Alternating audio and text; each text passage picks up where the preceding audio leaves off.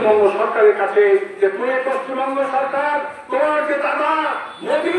তারপরের লোক বিধান ভবনে আক্রমণ করলো প্রবাস পুলিশ কি করছিল এই হিংসা বুঝতে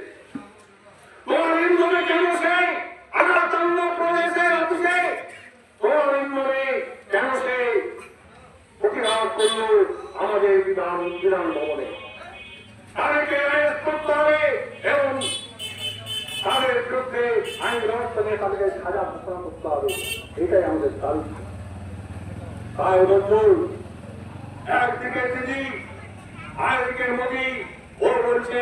জয় শ্রীরাম কিন্তু অযোধ্যায় তাকে রাম কিন্তু পার পাবে না তাকে বলছে তুমি ভোটের জন্য রাম নাম নিচ্ছ তুমি ভোটের জন্য রামকে স্মরণ করছো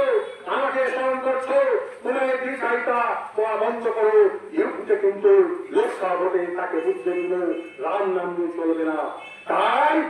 প্রধানমন্ত্রীকে আমরা দেখলাম যখন পশ্চিমবঙ্গের মাটিতে এসছেন আবার তার সেই স্লোগান থেকে কখন হচ্ছে জয় মা কালী আবার হচ্ছে জয় জগন্নাথ এখানেও বলছে কিন্তু বলার কারণটা কি কারণটা এই যে বেশি সংখ্যা বরিষ্ঠ যে হিন্দু সমাজ তাদেরকে একত্রিত করে বিজেপির খাতায় ভোট নেওয়া